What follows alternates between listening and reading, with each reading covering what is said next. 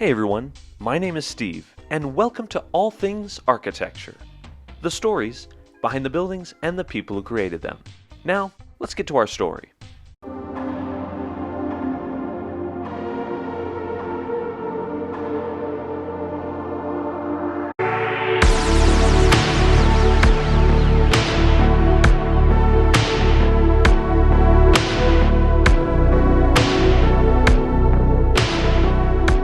Downtown San Diego in 1978 has a massive problem.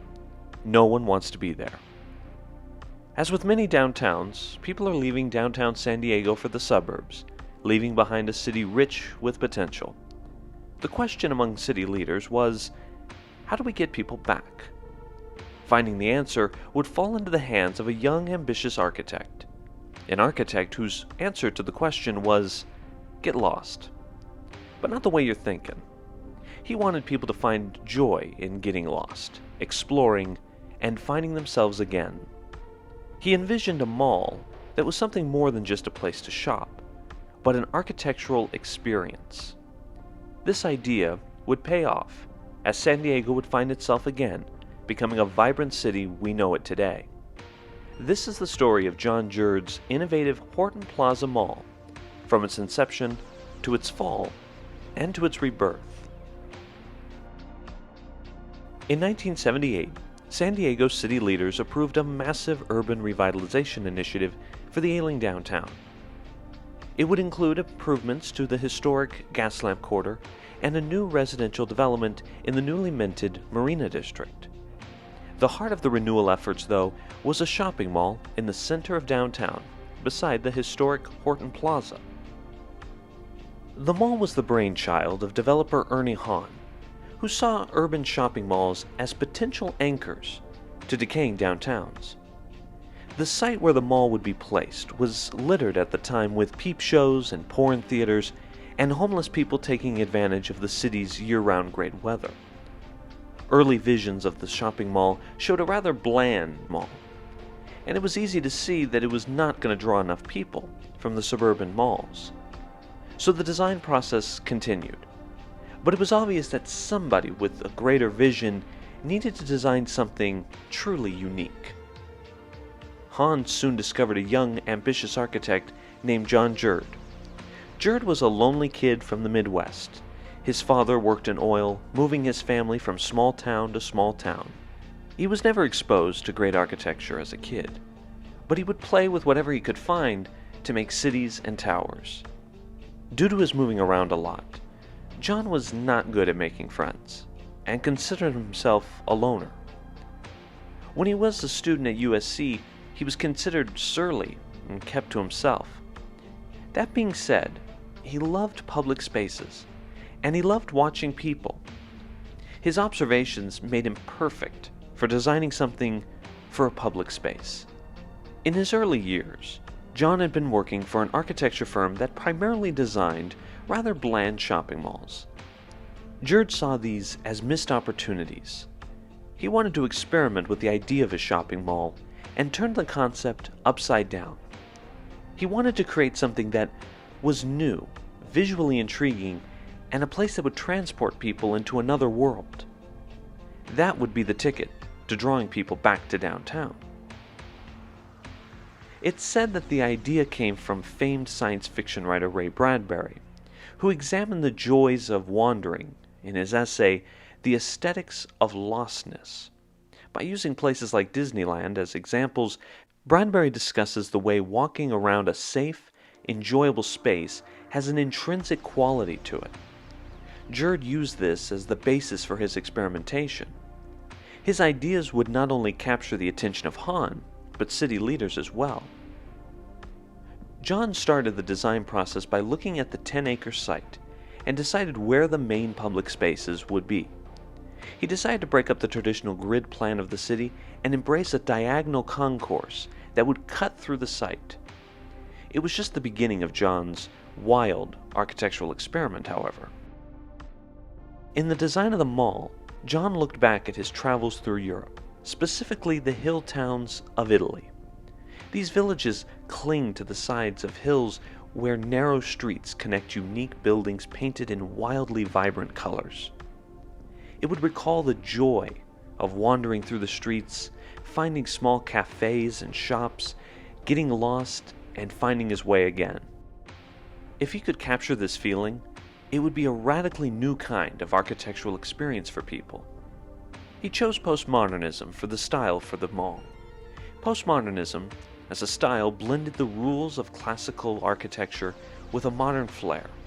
This style would allow Jon to use the vernacular of classic Italian architecture and play with it to create something original. He would utilize several traditional design features, including colonnades, viaducts, terraces, towers, domes, pediments, and even arches. To capture the vibrancy of Italian towns, the entire mall would be painted in pastel colors. The color palette would be chosen by Deborah Sussman. Sussman and Jerde would work together on creating the graphics and color palette for the 1984 Olympics in Los Angeles. As the design process continued, Jon began seeing the various proportions of the mall as separate buildings.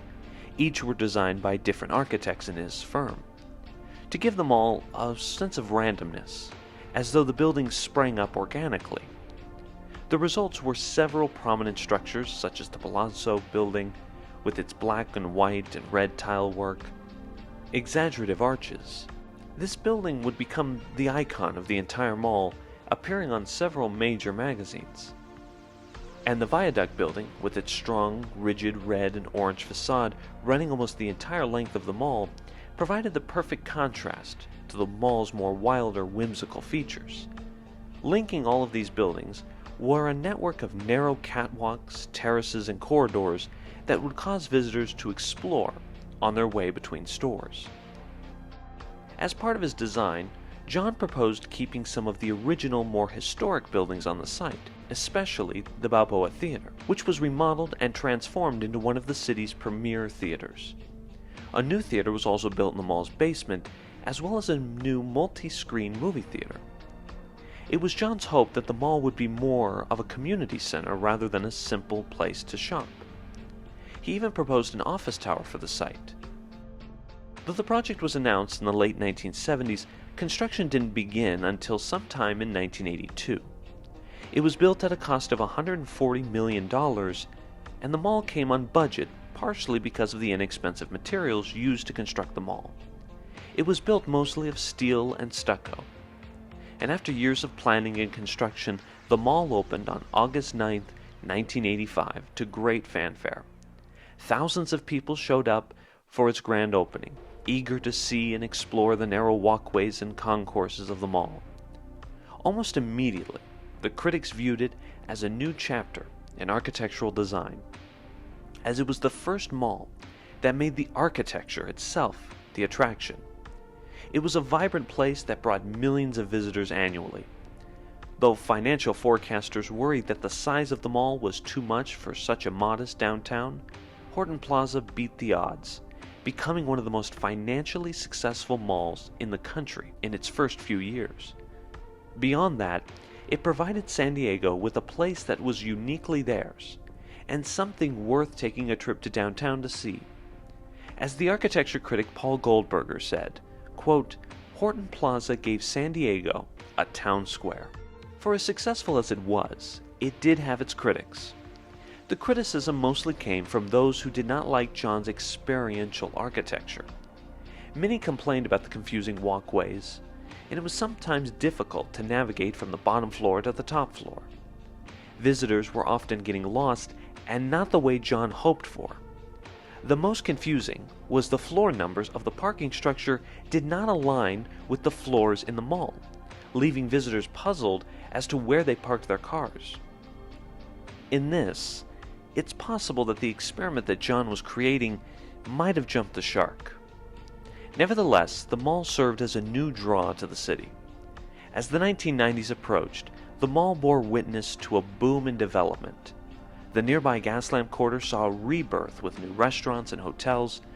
A new convention center was built, and new hotels lined the waterfront. Office buildings began to rise, and most of all, new residents came to downtown. residential buildings in the Marina District grew exponentially, transforming the once industrial neighborhood into a lively community. And then things changed. As downtown San Diego grew and matured, the draw of tourists and residents moved away from Horton Plaza to the various spaces that Horton Plaza seemed to revitalize. The Gaslamp Quarter became the top place for entertainment and dining. Shoppers went back to suburban shopping malls or took advantage of online shopping. And people chose to walk along the waterfront. All the while, the puzzling architecture of the place continued to be a problem. By the dawn of the millennium, few shoppers wanted to wander, and the novelty of experiential architecture was more of an annoyance than a virtue. Despite attempts by the mall's owners to make wayfinding easier, shoppers still had trouble. The building's postmodern and quirky architecture was seen as dated. In 1998, the mall was bought by Westfield, and it was the beginning of the end for the mall as it slowly saw stores leaving. In 2011, a portion of the mall facing the historic Horton Plaza and U.S. Grand Hotel was torn down to make way for a new park, with a small stage for concerts. But the park was widely considered a design disaster because it lacked shade, comfortable places to sit, and no real draw other than a Starbucks. It also failed to bring more shoppers into the nearby mall. For the rest of the decade, the mall continued to see a rise in vacancies. It appeared on some days as though the mall was closed and abandoned. In 2017, Westfield didn't even bother decorating the mall for the holiday season, a true sign that the mall was dying. It was a strange sight to see such a dark spot on an otherwise bright downtown. It was as if the mall had turned into the very thing it was designed to destroy. Around the same time, talks of redevelopment were in the air.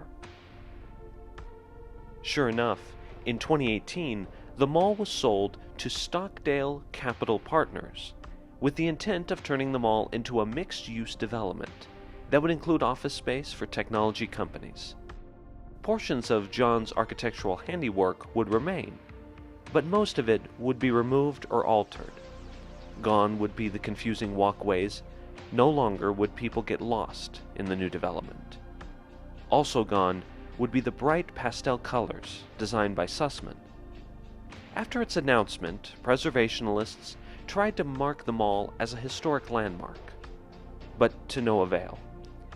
In fact, those connected to the redevelopment openly detested the original mall's design. Nevertheless, Stockdale consulted with members of the mall's original design team to find ways to adapt the building for its new use. The new complex in many ways honors the original intent of Jon's vision. The bottom concourse will remain a public space, with various terraces and walkways above saved for office workers. Exploring will be encouraged as the developers plan to include more seating areas and more natural landscaping. The Palazzo building will also remain as the visual focal point of the development, a callback to the past amongst the new. The former Nordstrom building, on the southwest corner of the mall, will be transformed into a 10-story office tower, the actualization of Jon's original vision to have an office tower incorporated into the property.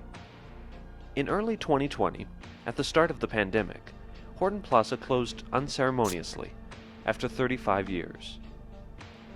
Construction began later that year and has continued through 2021, and the new campus at Horton Plaza, hopefully, will be completed later in 2022. As for Jon Jerde, he passed away in 2015 at the age of 75, but only after a long and successful career building some of the most celebrated public spaces of the past 40 years. Due to the success of Horton Plaza, Jon received commissions from around the world to design malls and large-scale projects, including the incredibly popular City Walk in Universal City, the Mall of America in Minneapolis, and the luxurious Bellagio Resort in Las Vegas. Jon Jerde set out in 1978 to create a place that was more than just a shopping mall, but an experience. An experience that would be, as he said, quote, a pilot light for the eventual complete rebirth of downtown. He did just that. The mall helped people rediscover the potential of San Diego's downtown. Today, over 38,000 residents now live within downtown San Diego, almost triple what it was when the mall opened. And while yes, the mall's quirky, pastel, postmodern architecture didn't age well, that's okay. Horton Plaza was designed for a certain time. Architecture sometimes is designed for a brief moment in time, and will need to be reworked. Like those that got lost amongst the old mall's corridors and found themselves again, Horton Plaza was lost for a time, and is finding itself again as something new. A new development that might actually help further the growth of San Diego.